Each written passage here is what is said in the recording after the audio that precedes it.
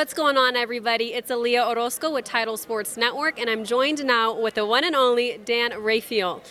Dan, that was a crazy press conference. I don't even know where to start. You just tell me your thoughts on what we just saw. Well, first of all, Canelo and Munguia, they've been so polite to each other. They respect each other, and if you're familiar with either of the guys, Munguia, I've been watching him his entire pro career, basically. Never says a bad word about anybody. Humble and kind and nice and friendly, and then the bell rings, and he goes after you like an animal. And Canelo, who absolutely has no problem trash-talking his opponent, but has never been the guy that starts it. Yeah. So if Munguia is not going to start it, Canelo's just not going to go there. If you respect him, he's not going to get on your case. So we needed a little bit of a jolt in this promotion, because when they went to the LA press conference for the kickoff, it was like I thought they were going to hold hands and sing songs when it was over. So here you have Oscar De La Hoya as Jaime's promoter from Golden Boy, and we all know the history between Oscar and Canelo. There's no love there whatsoever. And when Oscar went to the podium before he talked about the attributes of his fighter Munguia, he basically said, "Look, you've been disrespecting me for all this time. Golden Boy Promotions is what helped make you a global icon and a superstar, because we promoted you for the past plus decade and more. And yeah, you've spent this whole promotion, insulting me. Yes, I've had my problems. Yes, I've been to rehab. Yes, I've had issues in my life. But I also have this company that has my name on it that basically built you. So, as to quote Oscar, put some respect on my fucking name." And then Canelo had a lot of words to say back in Spanish, which I didn't quite understand. But later, when we spoke to him after the press conference, and then in the press conference when it was ultimately he translated for himself because he wanted to get it out there, accused Oscar of stealing money from him, claimed he was ripped off of money he was owed from one of the two Triple G fights that they did together, called him some bad names. I won't say the swear words again. I know. And it just went off on him. And then if you noticed, when they did the team photo, where it was the two fighters and the trainers and the promoters and everybody stood together, Oscar was off to the side. I asked Canelo about that. He said, yeah, because if he came closer, I'm going to punch him. He was not fooling around, because he stood up and tried to go after him. So he wants to beat Jaime Munguia very badly. And I had asked him this in a previous interview that I had with Canelo. I know it will give you satisfaction for defeating an undefeated fighter like Munguia, who's highly regarded, but will you take even more satisfaction by taking down the number one, you're a challenger from Golden Boy Promotions, where you obviously have no love for Oscar? And at that time he said, no, he kind of hemmed and hawed, and then I pressed him. He says, yeah, okay, it'll make me feel good. But I asked him again after the press conference, said, now how do you feel? He says, I want to kick his ass. I'm going to feel so good after I do it, and fuck him, talking about Oscar. So it was very, very heated and very interesting, and that was really the story of the press conference.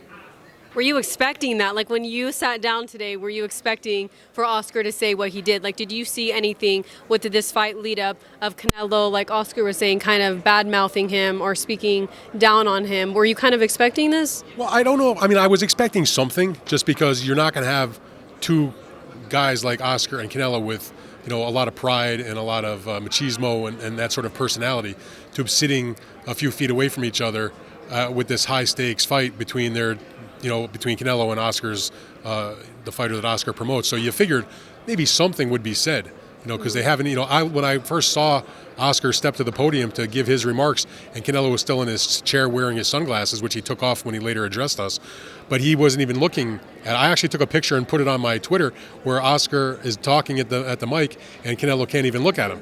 So you kind of figured at some point something's going to be said. But I also figured, again, because of what I said to you about Canelo, is not the guy that starts it. But if Oscar's going to start with him, certainly Canelo's going to try to finish. So once Oscar started to speak about him, I knew we're going to definitely be going downhill, and that's going to be, the energy that this otherwise very dull press conference is going to need. Because they're both such nice guys to each other, They really are. I know what you mean. I was at the LA press conference too, and it was like a totally different vibe. What do you think this says about Canelo for him taking this fight with Jaime Munguia, given the history of Golden Boy and Oscar? Well, I mean, first of all, Canelo's a businessman, number one. It's a great deal for him. He's making a lot of money for a fight that he's expected to win. So first and foremost, there's that. I do think there's something about the fact that even though he has stated in past interviews that, which was described, I think, in some of the English-speaking media as that he wouldn't fight a fellow Mexican, but if you listen to and you have somebody that speaks Spanish actually translate it, he said his preference is not to fight a Mexican fighter. It wouldn't mean he would close the door on it. And so his response about that, he said this to me in an interview before, as well as I think others, originally they were looking to do the fight with Jamal Charlo. But Canelo's perspective was, we heard from all the fans and the media that that's just not a fight that's going to interest them because of what happened with his brother not coming to fight him, and it was not a very exciting fight. And so, when Munguia was offered and it was the right deal, he likes Munguia, says he's an exciting fighter. It's going to be a great fight. He said it will be a great fight for, his Mexican fans and Jaime's Mexican fans, great for Mexico as a country, making the point that it's the first time since there's been an acknowledged 4 belts that are needed for undisputed, that it's the first time in that, history that 2 Mexicans will compete for the 4 belts, that it's a Mexican champion against a Mexican challenger. So there's something there. So he liked all those things about it. And the fact that Oscar came along with it as Munguia's promoter was sort of the baggage that was just sort of part of the deal. And, he handled how he handled it. Do you think, though, moving forward with what we just saw and Oscar kind of calling out Canelo, that Canelo is ever going to want to take a fight again with a Golden Boy fighter? I think Canelo will take a fight with the fight where he feels like it's the best business deal, and for his own reasons. Whether it's a matter of, can I win the fight? Do I have an animosity towards the guy? Is it the right fight for the fans? A lot of things go into the decision-making process. But once it was clear that he was not going to be fighting against the various opponents that were in the PBC stable, Charlo, Bennovitz, and others, that Munguia became the logical fight, and they were able to work it out. And look, I know there's a lot of people who would prefer to see the Bennovitz fight. I'd love to see the Bennovitz fight also. I've written about that extensively over the last year or so. But that fight's not happening on Saturday. I can't sit here and moan and complain and cry because that's not happening. Yeah. What is happening is Canelo versus Munguia, which, okay, put Bennovitz aside. It's still a pretty damn good fight. I'm not upset he's fighting Munguia. It maybe wasn't my first choice, but I'm still thrilled that it's their fighting. It's going to be a heck of a fight. Oh, yes, it is. Yeah. And what are your thoughts on what you just brought up on Canelo kind of, I guess, not being interested in the David Benavidez fight? I know some fans are upset, but also on the other side of that, he is at a point in his career that he kind of does get to be choosy with who he wants to fight. What is your perspective on those two different sides? Yeah, he can be choosy because he is who he is. He's the biggest star in the sport, and he commands a huge amount of money. He's the champion and all that. But one thing that made Canelo that was because he always did take the best fights. He did fight the top guys. He did fight Triple G twice when he was still a great fighter. He did fight Austin Trout when his own team didn't want him to do that. He did fight Arislandi Lara when he was the boogeyman, and he didn't, his own team advised him not to do that. And he's fought all the big names. He moved up in weight, and he did fight and knock out Kovalev, who, may have been past his best days, but had a world title. And he took on Bivol, and he didn't win, but at least he gave the effort and tried to win that belt also. So he's fought top quality guys for a very long time. So, but I also don't. So from that point of view, I get it.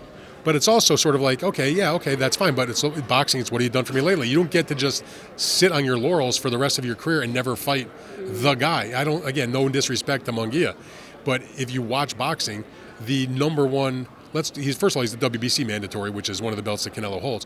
But they haven't ordered the fight. But put that aside. There's no doubt about it that David Benavidez, he is what I will call, he's the people's mandatory. He's the fight in the weight class that most people prefer to see over any other that is available. So Munguia is like second, I guess, but Benavidez is number one. If he doesn't want to fight him, you can't make him.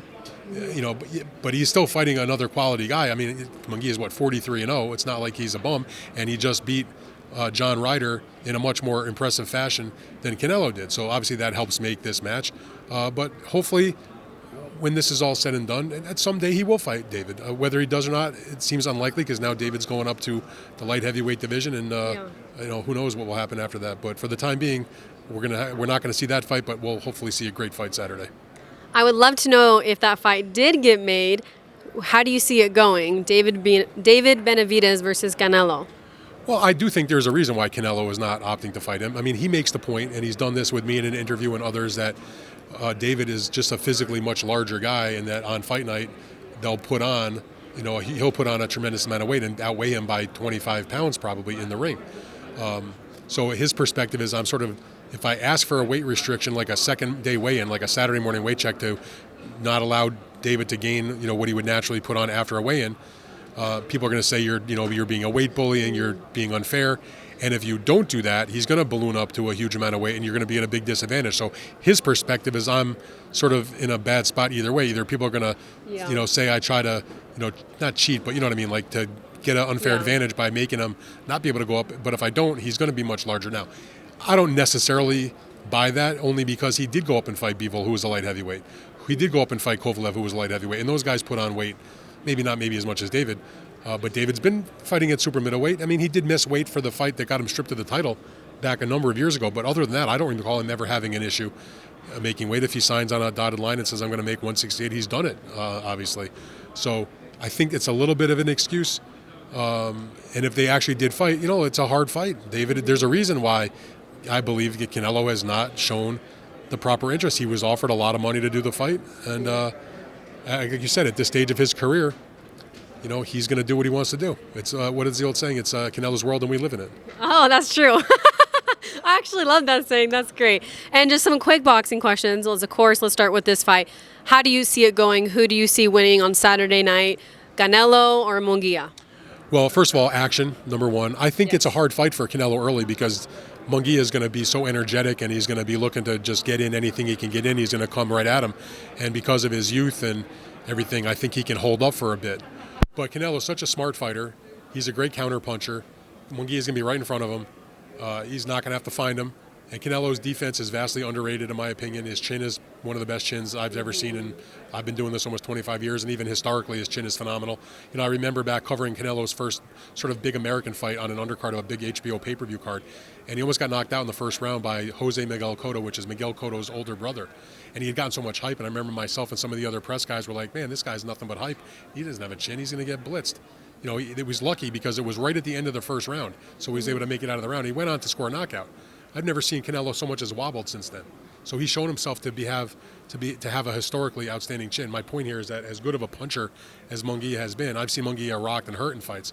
So I see a fact in this match where you see good competition in the early going, good action in the early going, but eventually that experience, that chin, and that counter punching ability and the firepower is going to probably break Munguia down. And I think Canelo will probably stop him, somewhere in the second half of the fight. That was a great breakdown. And let's rewind a little bit. We just saw the Ryan Garcia versus Devin Haney. What were your thoughts on Ryan's performance? And second part to that question, did you hear the recent news of Bill Haney bribing the ref? And that I hadn't heard. I'm not sure what you're speaking about on that. Watching the fight, did you think that, I guess that a lot of people thought that the ref was being a little bit biased? There's a difference between thinking a ref is biased and saying that somebody was trying to bribe a ref. I'm not sure where that comes from. But in terms of the fight, first of all, you got to give Ryan credit because despite all the chaos and the wacky stuff that was going on with him leading up to the fight, which I still think was authentic, not him just trolling people, I think he does have some major problems because of the way he spoke at the post-fight press conference about spending an entire week in New York leading up to the fight, drinking basically every single night and going out, and he still won. And he also didn't make the weight, so that's an issue also, in my opinion. But when the bell rang, he did his job and he won the fight. But I also believe he had an unfair advantage in the fight because of the weight situation. I'm not saying that because I've got an animosity or I'm on one side or the other. It's just a fact. I've covered fights like that.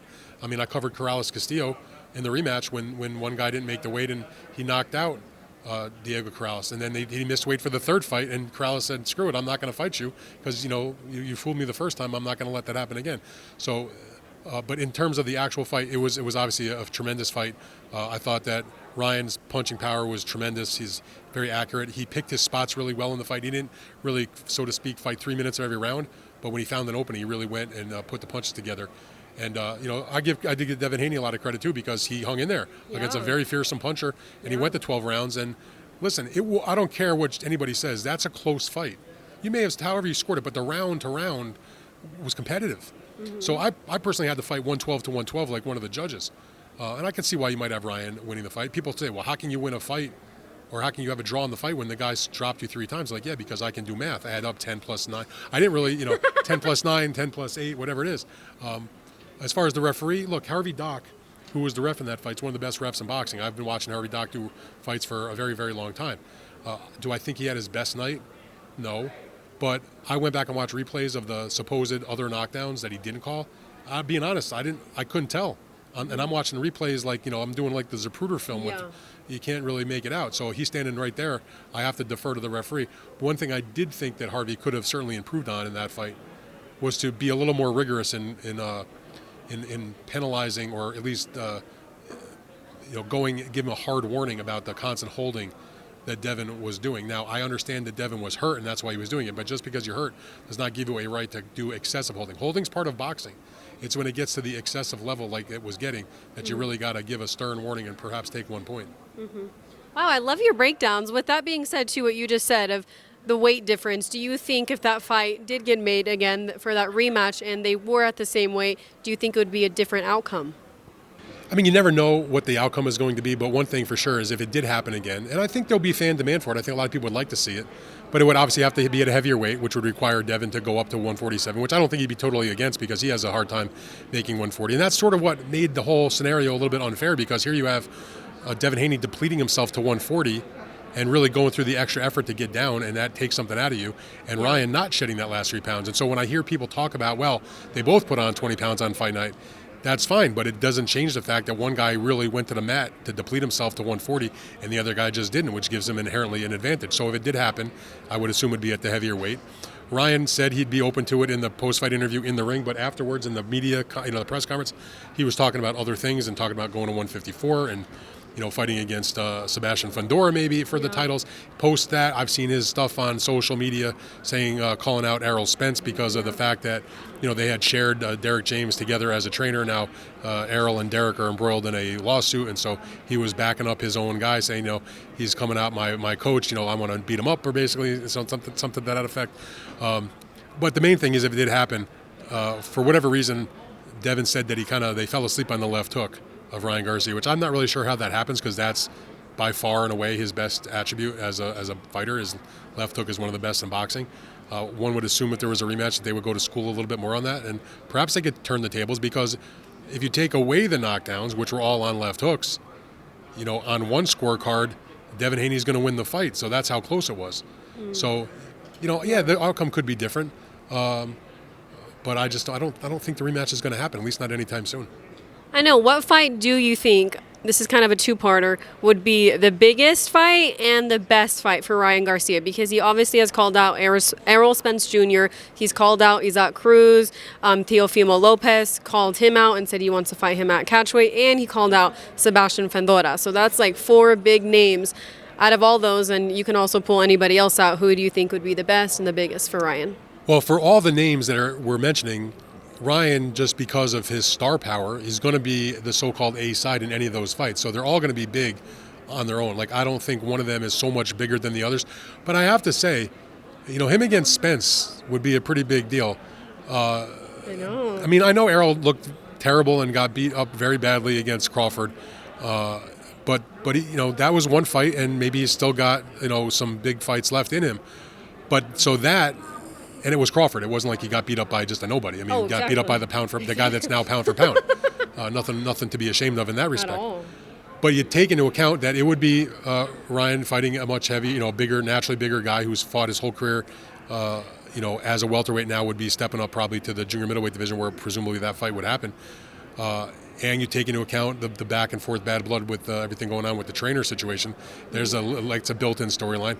I mean, that would be a pretty big fight, I think, no doubt in my mind. And then you bring in the whole PBC and Golden Boy Promotions, and it makes it a two-pronged thing. So there's a lot going on with that fight. But any of those matchups would be good. I mean, Fundora, I think he's going to have the rematch with Zhu at some point based on their agreement. We'll see what happens with that. Teofimo Lopez, that's a very intriguing fight. Teofimo's going to fight this summer. That would be, I think, a fan-friendly fight for sure. Mm-hmm. I don't think it does on pay-per-view the kind of numbers that a Spence fight does because Errol has done several pay-per-views in the past that have done pretty well. Yeah. So to answer the question, I think the biggest fight, just from a promotion and just the hoopla, would probably be the Spence fight. As a fan, like in terms of what I think would be the most interesting fight in the ring, I would love to see him fight one of the, like a Teofimo Lopez fight. That would be very exciting. Yeah. Or any of the other top welterweights out there. Fundora also at 54 would be fascinating just because of the size difference. And he's so tall. Fundora is a good puncher at 154 also. He's in a great position because he's a guy that's going to generate the big money, and all of those guys are going to want to fight him because of what he can bring. So he's going to really have you would think, his pick of any of the top 54s or 47s. That's great. Do you think the Tank and Ryan fight would happen again? I know they've been kind of talking about that. And if so, do you think it would be I guess, a different outcome than we saw if there wasn't the rehydration clause and the other things that were put into effect? Well, Ryan blames that rehydration clause on a lot of his issues. I mean, obviously, he didn't have a rehydration situation with the fight that he just won, so you can maybe see his point that affected him in a negative way. Not making the weight for the other fight helped him. Certainly, if there is a rematch, it's not going to be a one-way street, because in the first match between Ryan and Tank Davis, and I wrote this many times, said this many times, gave Ryan all the credit in the world. Basically, he willed that fight to happen. He basically gave in on every single point that there was to give in on. That's how badly he wanted the fight. The only thing, I guess, that went on his side was that Golden Boy had to be included, and therefore the fight was not only available on the PBC pay-per-view outlets, but also on the DAZN outlet. Mm-hmm. But if they do a rematch, they come on a more even playing field in terms of who's the star. So, I don't see there being a lot of room for the negotiation on that. And even though it was a very big fight, it was such a definitive ending. I'm not sure if the public demand is there at the moment to see that rematch. Honestly, I think there'd be a lot of people would like to see both guys fight other big names. And if it comes around again, fine. But I don't think it's going to happen right away. Most definitely. 2 more questions. What are your thoughts on the fight that is quickly approaching, very highly anticipated, very exciting, Fury versus Usyk? Saudi Arabia, what do you see going down? Look, it's a huge fight, obviously, just from the historical perspective. There has not been an undisputed champion since 1999 in the rematch between Lennox Lewis and Evander Holyfield. It'll be the first time ever in the sport that there'll be a 4-belt champion in the heavyweight division. And there's reasons to pick both guys. I mean, they're both talented. They're both super good at certain aspects of what they bring to the ring. They're both undefeated. They've both been in the ring with some top quality opponents. So I love the matchup as a fan. Who doesn't? The promotion has been very lackluster. You'd think if this fight was as big as they claim that it is, undisputed, the heavyweight division. I mean, we're only a couple of weeks away from 3 weeks away from the fight? Mm-hmm. There's been very, very little. There's nothing coming out of the training camps. Tyson did one press conference in England a few weeks ago. I've seen there's been zero from the Usyk camp. I've not seen a single, they haven't sent out or done anything in terms of any training camp photos. I've tried to line up, and I know others have tried to line up interviews. No dice. So it is a great matchup, and it's an important fight, but the promotion has been sleepy, unfortunately. Yeah. And my last question for you, Dan, thank you so much for your time. Sure. What are your thoughts on the Jake Paul versus Mike Tyson? I thought we might get out of here without that. We can't. Everyone's talking about it. And, of course, now that it's sanctioned as a professional fight, just what are you thinking? I'm thinking I covered Mike Tyson when he was an active fighter 20 years ago, and he was shot to bits back then and got knocked out a bunch of times. And now he's 19 years older, and he's fighting a fresh, in his prime, strong, powerful 27-year-old who, granted, is not a boxer by trade in terms of coming up through the amateurs and that sort of thing. But one thing about Jake Paul, whether you support his career, don't like what he's doing, think he's a fraud, think he's just a YouTuber, I don't care what you think. I know he carries punching power in his right hand. I know he's 27 and Mike's going to be 58 on fight night. And maybe I'm I don't know if bias is the right word, but I have vivid memories of sitting with Mike after he got knocked out in his final fight against Kevin McBride. Just him and me and one other reporter, my good friend John Saraceno, who was my colleague at the time from USA Today, and the three of us for probably a good 30, 35 minutes where Mike poured his heart out and it was all about how I don't have this in me anymore. I don't want to fight. I'm all done. I've got no skills left. I don't have the stomach for this anymore. It's not who I am anymore. I don't want to train. I don't like the smell of the gym. I mean, it was like a nonstop. How is he to be better 20 years later against a young guy? So I've seen the videos they put up on his social where he looks explosive on the mitts, and I watched the exhibition he had a couple years ago against Roy Jones. I think that the Twitter clips and the Instagram clips and all that are misleading because he can show explosiveness for the 10 or 15 or 20 seconds in those clips. First of all, there's no one punching back at him. Now you're talking about going into a boxing ring, even if the rounds are only 2 minutes, Jake Paul's going to be firing punches back at him. I mean, I assume Tyson still carries some power. I mean, that's not the kind of thing that's going to ever go away. We haven't really ever seen Jake take a huge full shot. But I think Jake, at this stage of his career, he's quick enough to maybe get away from that to a degree. So you got to think that Jake's going to be able to do it. And it will make me sad if Jake Paul the novice boxer YouTuber standing over a flattened Mike Tyson. That's going to be a depressing scene because Mike is such an iconic fighter and is so has accomplished so much in boxing that it some people might say it's the end of the world. No, a lot of people are saying that every time not the end of the world, but everyone is kind of saying what you're saying of it would be hard to see like Jake over Mike. Well, Dan, this has been great talking with you. We appreciate your time always. And you guys make sure to stay tuned and catch more from us at Title Sports Network. Thank you guys so much for watching. Please make sure to like, comment, and subscribe for more. Until next time.